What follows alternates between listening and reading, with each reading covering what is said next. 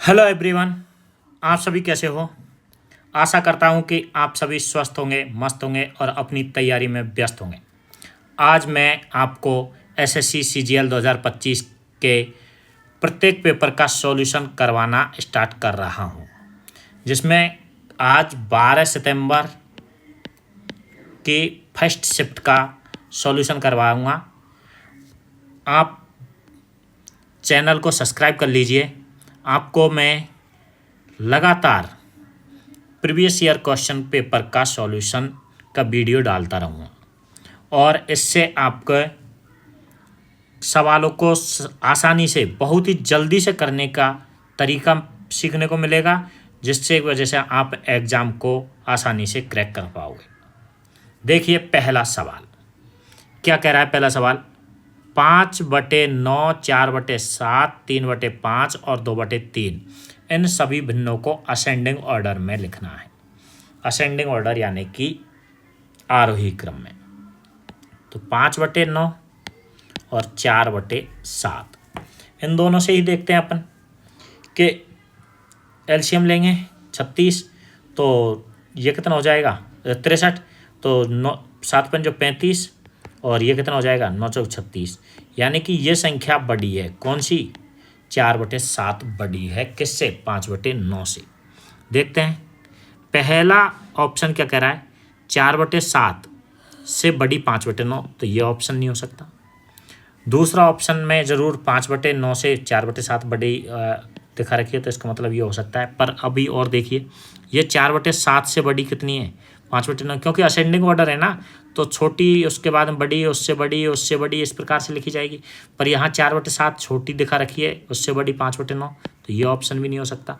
इसी प्रकार से 5/9 बड़ी है 4/7 से, तो ये भी ऑप्शन नहीं हो सकता। तो आपका आंसर क्या हो जाएगा? कई बार ऐसे हो जाता है जिसकी वजह से अपन ने यही देखा, नहीं तो अपन को पूरी संख्याओं के आधार पर करना होता। ठीक है, अगला सवाल। अगला सवाल क्या कह रहा है। 2 सही 1/2 यानी कि 2.5 प्लस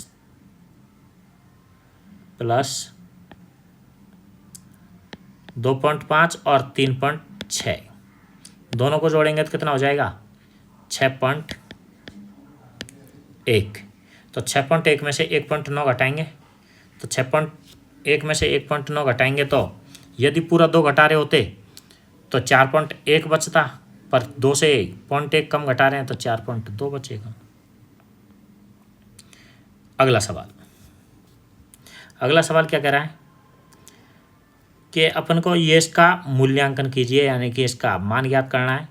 तो देखिए सबसे पहले अपन क्या करते हैं, बोर्ड मास के नियम के अनुसार ब्रैकेट में भी अपन कौन सा हल करते हैं, सबसे छोटा ब्रैकेट, फिर मझला ब्रैकेट, फिर जाकर के बड़ा, इस प्रकार से। तो सबसे पहले छोटा ब्रैकेट हल करेंगे। 3 बोर्ड मास, ये याद रखिएगा। बी का मतलब ब्रैकेट, ओ का मतलब ऑफ, डी का मतलब डिवाइड, एम का मतलब मल्टीप्लिकेशन, ए का मतलब और इसका मतलब सब्ट्रैक्शन, और इसका मतलब जोड़ना, और इसका मतलब घटाना। ठीक है, तो इनको करते हैं अपन इस प्रकार से। अब क्या करेंगे, सबसे पहले 3/4 माइनस 1/2, तो एलसीएम 4 आएगा। 4 एलसीएम 3 माइनस 2 यानी कि 1/4।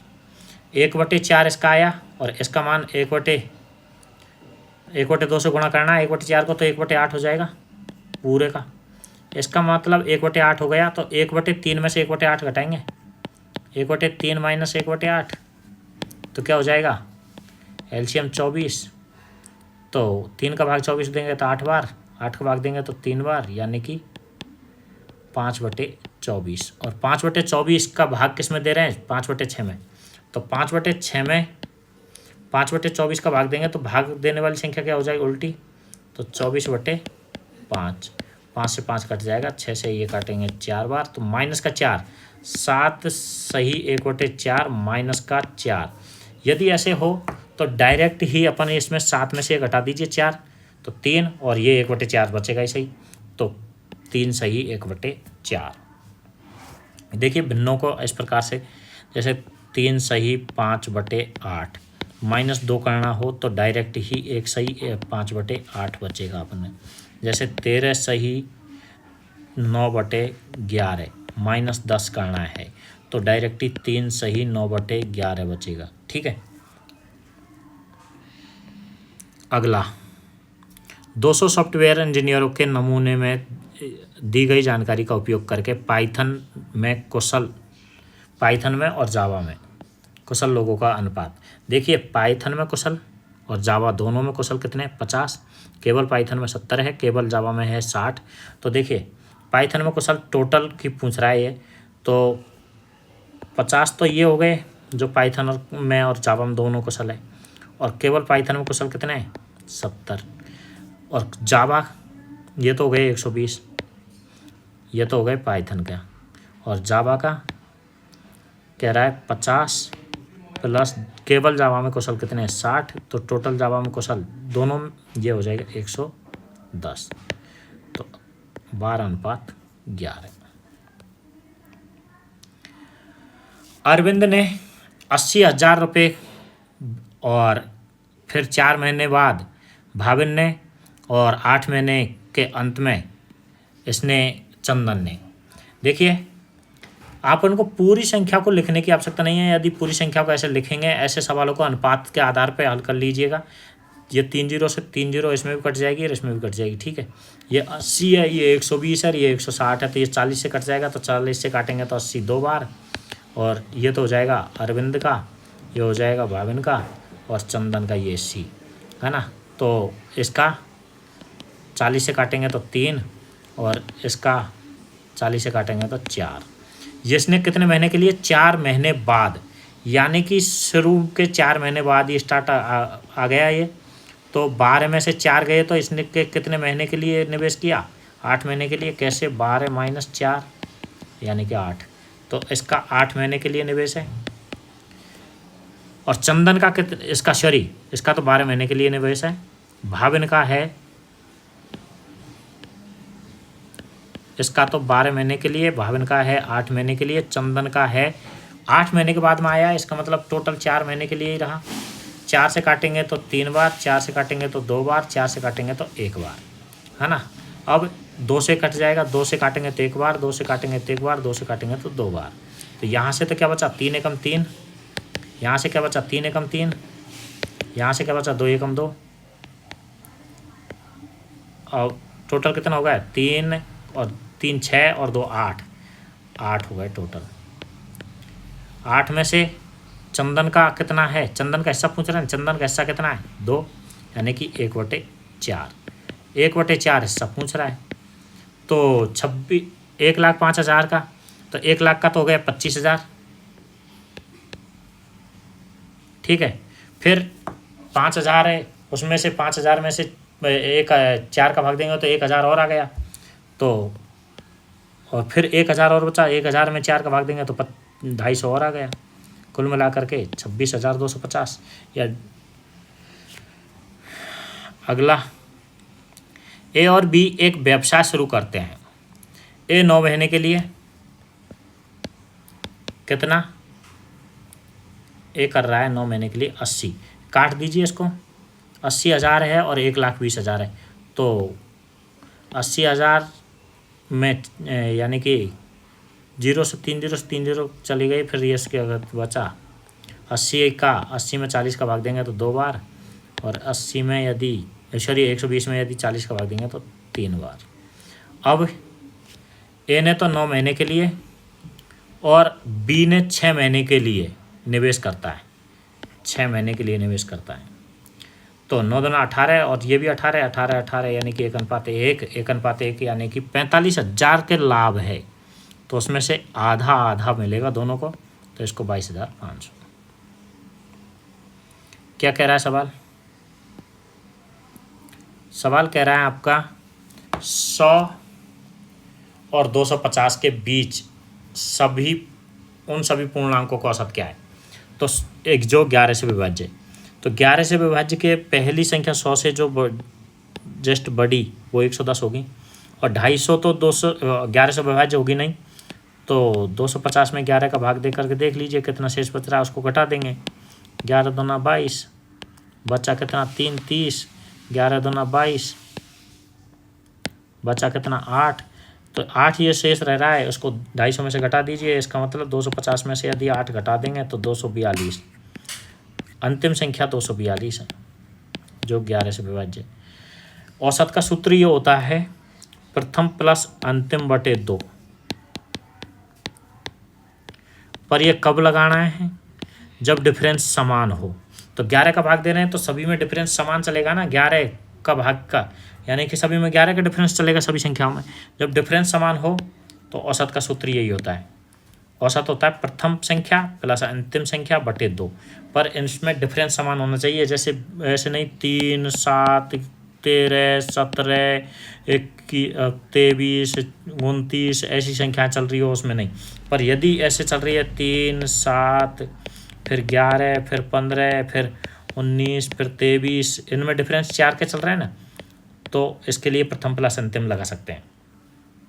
ठीक है, इसी प्रकार से इसमें भी डिफरेंस समान चलेगा, 11 का डिफरेंस रहेगा तो प्रथम प्लस अंतिम बटे 2, तो ये कितना हो जाएगा 352। 352 में किसका भाग देंगे अपन 2 का, तो 176 आंसर। 15 संख्याओं का औसत कितना है 80। अगली 6 संख्याओं का 15 संख्याओं का औसत है आपका 80।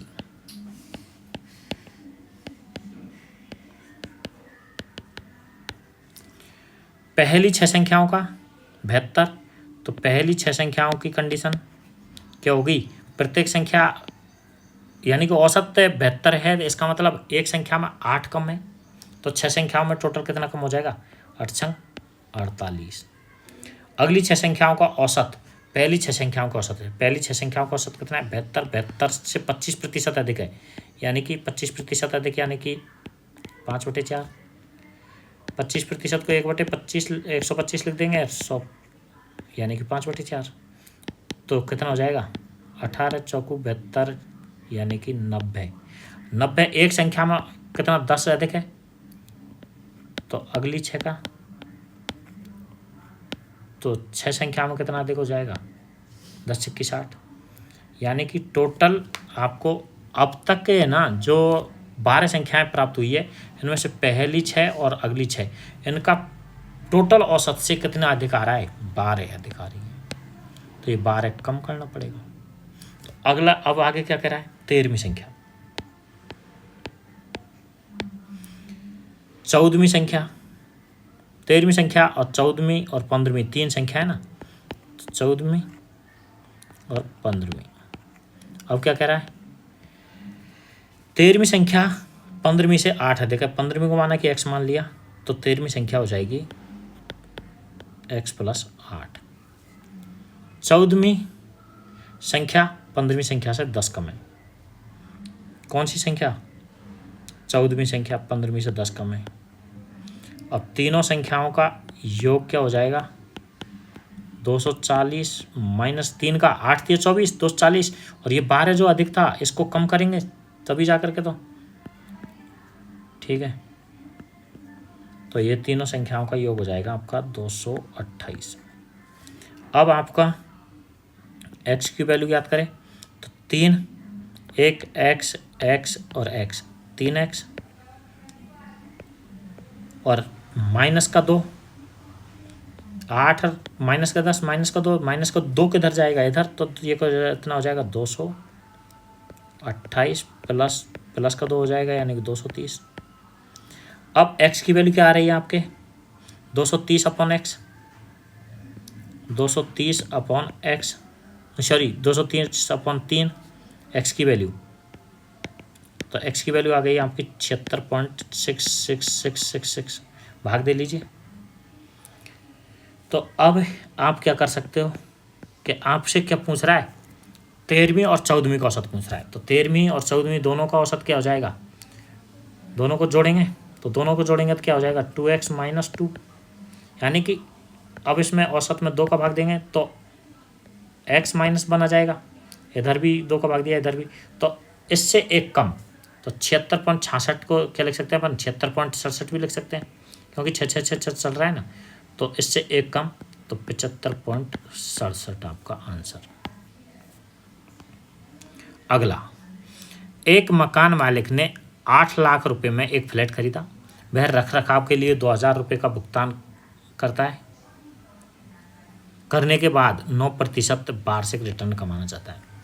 2,000 रुपये पर मंथ यानी रख रखाव का खर्चे के बाद में 9% वार्षिक रिटर्न कमाना चाहता है, तो उसे प्रत्येक महीने कितना किराया लेना चाहिए। तो 8 लाख का 9% 72,000 बटे 12 यानी कि 6,000 रुपये महीने, तो उसका ये आ रहा है।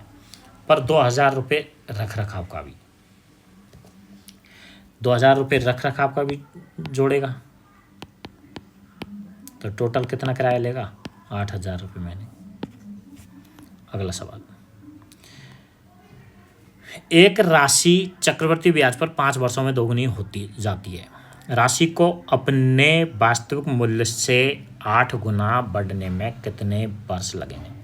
वीडियो को पूरा देखिएगा, आपके इससे हाँ, यदि आप टाइम में ज़्यादा लगता है तो इसको समय बर्बाद न करने की वजह से 2x की स्पीड पे देख लीजिएगा, 1.5 की पे देख लीजिएगा।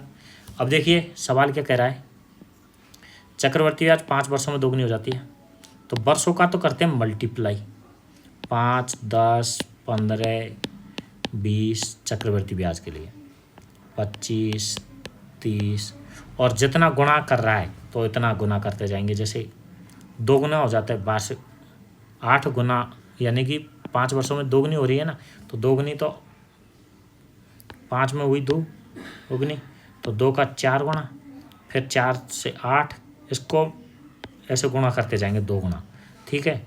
और 8 का 16, 16 का 32, 32 64।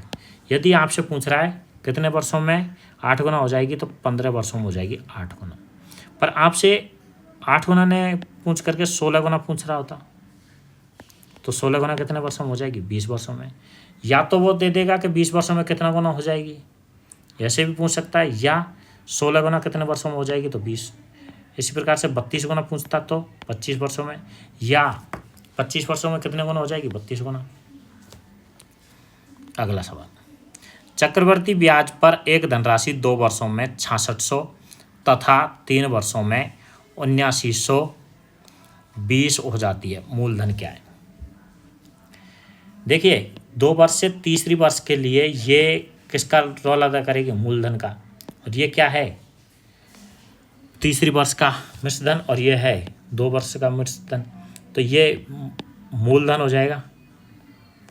तो 6600 से 7920 यानी कि 1 वर्ष का ब्याज कितना आया, 7920 माइनस 6600 यानी कि कितना आया, 1320। ये 1 वर्ष का ब्याज है, तो आर बराबर क्या होगा, 1320 गुणा 100। आर बराबर होता है SI गुणा 100 बटे P गुणा T। तो यहाँ 1 वर्ष के दर ज्ञात करनी है ना अपन को, दर से ज्ञात करने से हो जाएगा। देखिए, और 6600 क्या है यहाँ पर, P यानी कि मूलधन, और T क्या है, 1, 2 जीरो से 2 जीरो कट गई, 66 दोनों 132 यानी कि 20% आया। आर बराबर क्या आया, 20%। तो 1 वर्ष में 20%, 2 वर्ष के लिए क्या हो जाएगा, 20 प्लस 20 प्लस 20 गुणा 20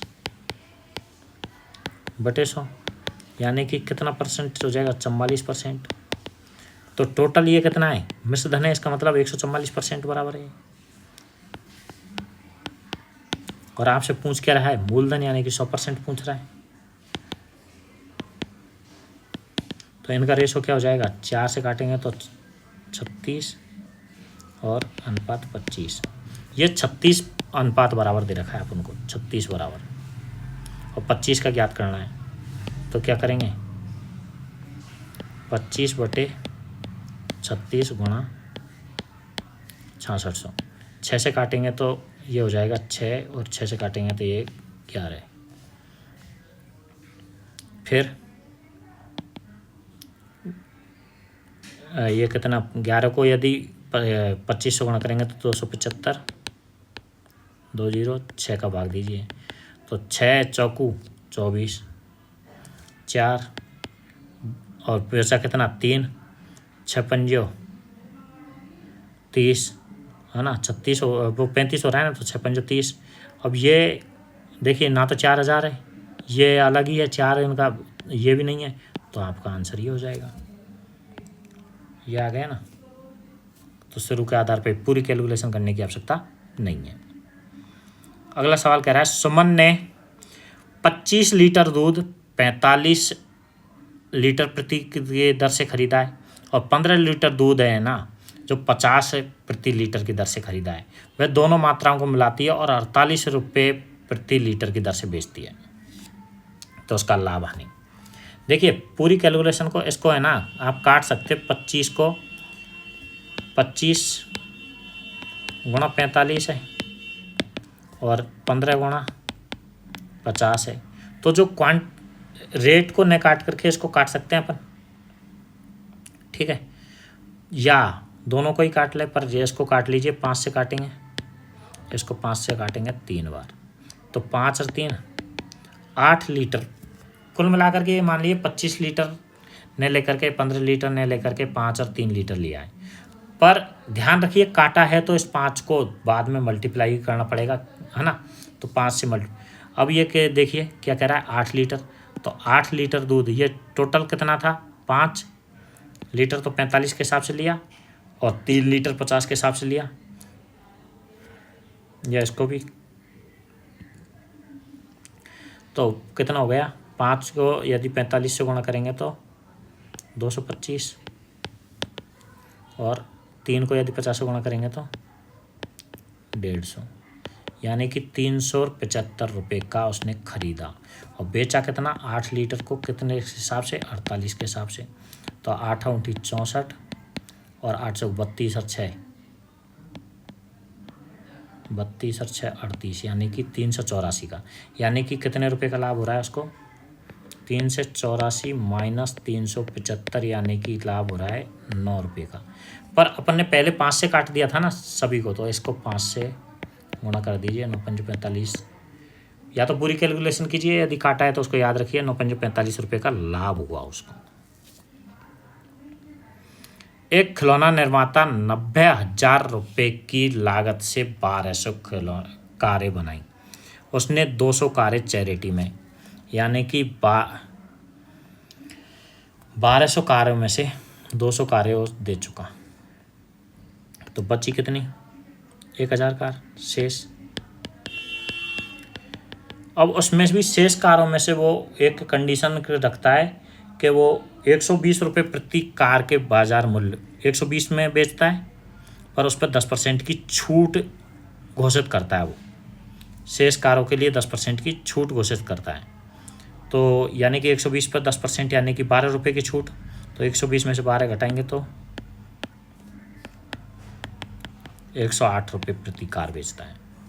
अब वह 8 कारों पर 2 कारें, यदि कोई 8 कारें खरीदे, प्रत्येक 8 की खरीदी पर 2 कारें मुक्त भी, है ना, मुक्त भी दी, तो 1200 में से 1000, तो ये 1000 ही बची।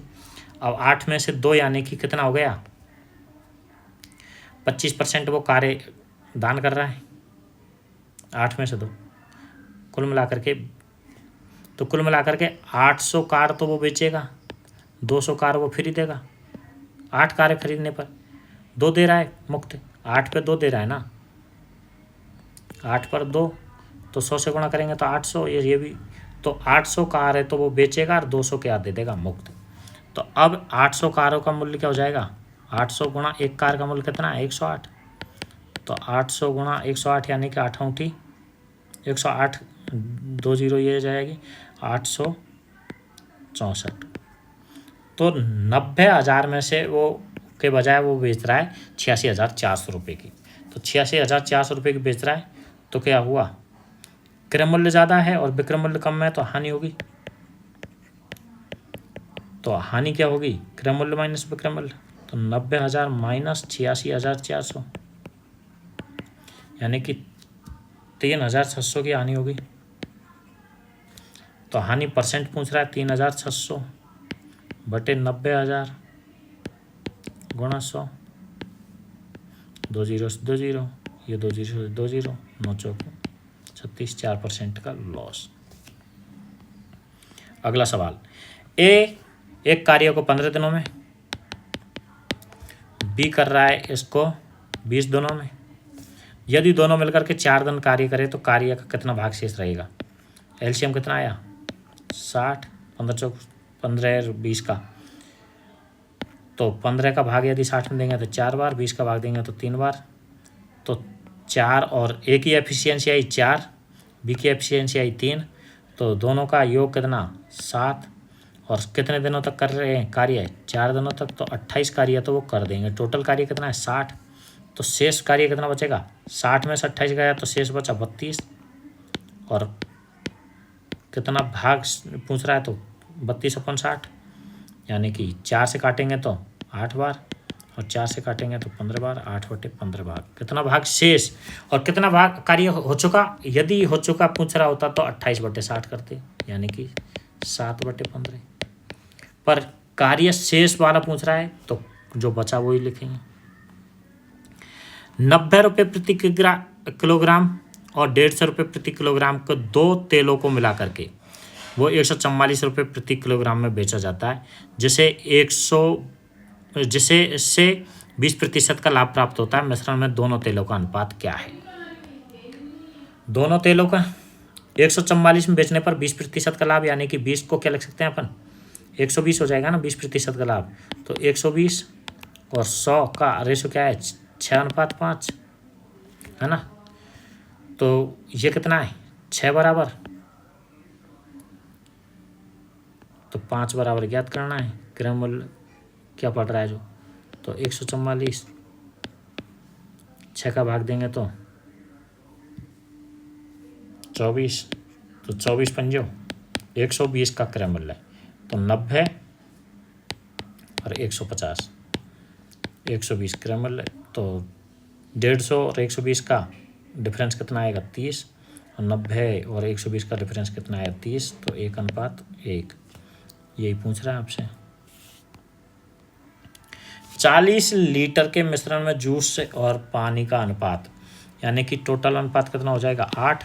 तो 8 का भाग 40 में देंगे तो कितना हो जाएगा 5 बार, तो 25 तो आ जाएगा जूस का और 15 आ जाएगा क्या पानी। क्या कह रहा है, जूस और पानी का अनुपात 2:3 करना है। क्या मिलाना है इसमें कितने लीटर पानी मिला रहा है, तो 25, 15 पानी x बराबर 2:3। अब वैसे भी देखिए आप 2 बराबर है 25, तो 3 बराबर कितना हो जाएगा 37.5। तो 15 में 2 बराबर 25 है, 25 यानी कि 25/2 यानी कि 12.5। तो 3 बराबर 12.5 गुणा 3 यानी कि 37.5। तो 37.5, 15 को 37.5 करने के लिए कितना बनाना पड़ेगा 22.5। या तो ऐसे कर लीजिए या फिर ऐसे कर लीजिए, यूँ गुणा कीजिए। तो 25 75 बराबर ये कितना हो जाएगा 30 + 2x। तो 2x बराबर कितना हो जाएगा 75 में से 30 गया तो 45/2, x का मान क्या 22.5 आंसर। अगला क्वेश्चन है, ABC 3 पाइप है जो 6, 8 और 12 घंटे में भर सकते हैं। जब तीनों पाइप एक साथ खोल दिए जाते हैं तो 2 घंटे तक चलते हैं, जिससे के बाद पाइप सी को बंद कर दिया जाता है। इसके बाद पूरी टंकी को पूरी तरह भरने में अतिरिक्त समय क्या लगेगा।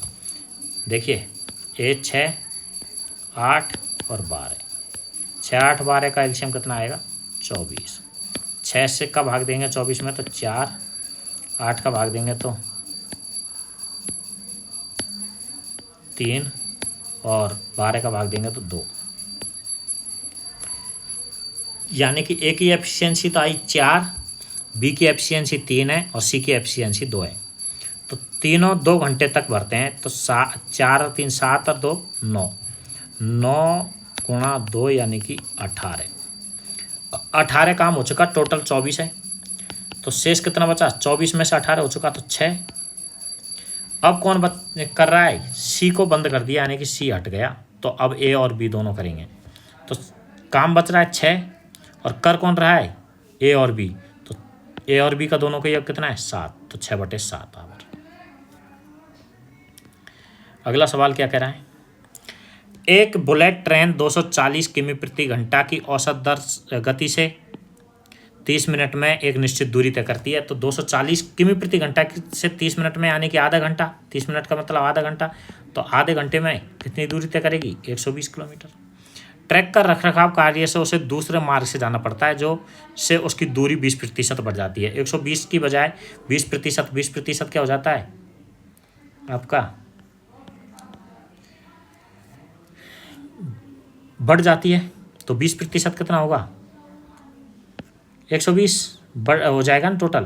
तो 120 का मतलब है 6:5। तो 6/5। तो 20 या का भाग देंगे 24। 24 गुणा 6 करेंगे तो 144 किलोमीटर। अब इसको भी यदि ट्रेन उसी समय में 30 मिनट से में गंतव्य तक पहुंचना है, 30 मिनट में गंतव्य तक पहुंचना है 30 मिनट में, तो उसकी औसत गति कितनी होनी चाहिए? अब 144 किलोमीटर 30 मिनट में पहुंचना चाहती है, यानी कि आधे समय में, आधे घंटे में 144। तो पूरे का 200 गुणा कर देंगे आधे घंटे का। 144 गुणा आधे घंटे में 144 है, तो 1 घंटे में कितनी चलेगी? 2 गुणा। तो 288।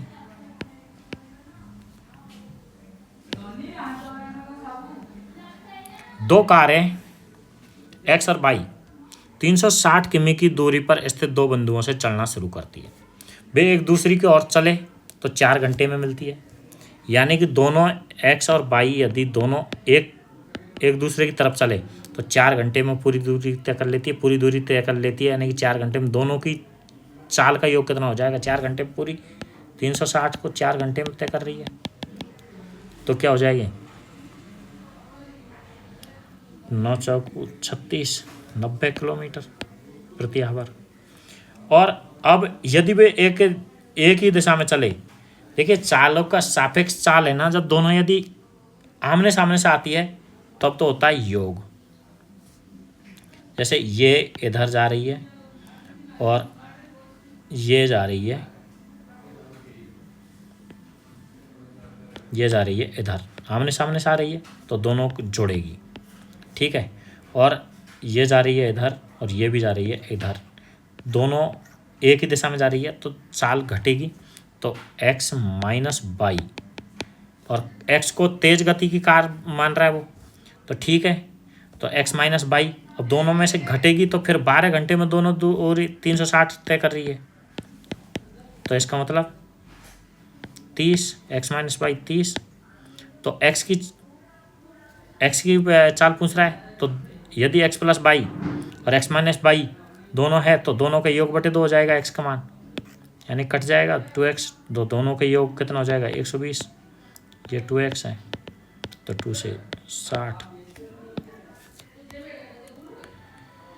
एक वृत्ताकार पिज्जा जिसकी त्रिज्या 21 सेंटीमीटर है, यदि इसका 75% भाग खा लिया गया है तो शेष बचे क्षेत्र। देखिए आपका 7 यदि है, सॉरी 7 सेंटीमीटर यदि त्रिज्या है तो आपका एरिया होता है 154, ठीक है। 14 है तो 154 एरिया में ना, ये त्रिज्या का क्या हो जाता है? r² आता है ना, तो गुणा इसका स्क्वायर, तो ये दोगुना हुई। तो यहाँ क्या हो जाएगा? एरिया 2 का वर्ग से गुणा और हो जाएगा। त्रिज्या तो दुगनी हुई, पर यहाँ r² तो 2 के वर्ग से गुणा, यानी कि 154 का 4 गुणा आएगा। यदि यहाँ 21 है तो ये कितनी हुई 3 गुणा, तो यहाँ क्या हो जाएगा 154 का r² यानी 3 का वर्ग 9 से गुणा हो जाएगी। इसी प्रकार से 28 यदि होती तो 154 गुणा 4 गुणा का 4 का वर्ग कितना होगा 16। इस प्रकार से तो आप 154 ये याद रखिएगा। तो क्या करेंगे अपन 154 7 का के 3 गुणा है तो एरिया कितना हो जाएगा 9 गुणा। ठीक है, अब 75% भाग खा लिया, इसका मतलब 3/4 भाग खा लिया, तो शेष बचा कितना 1/4। अरे शेष बचा, अरे 75% खा लिया तो बचा कितना परसेंट 25%। 25% का मतलब 1/4।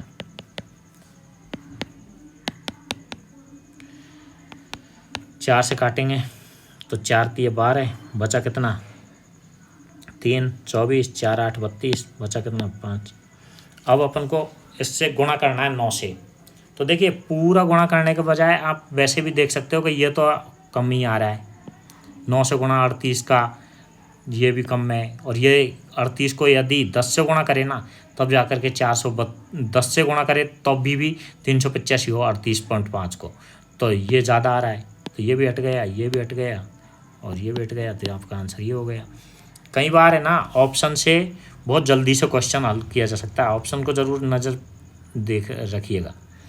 एक वलय के आकार की डिस्क के बाहरी त्रिज्या 10 सेंटीमीटर और आंतरिक त्रिज्या 7 सेंटीमीटर, वलय का क्षेत्रफल। देखिए वलय का पूरे का वलय के क्षेत्रफल, बाहरी क्षेत्र और फल का अनुमानित अनुपात, यानी कि वलय के क्षेत्रफल और बाहरी वृत्त के क्षेत्रफल का अनुमानित अनुपात। वलय का क्षेत्रफल कितना होगा, देखिए 10 का वर्ग -7 का वर्ग।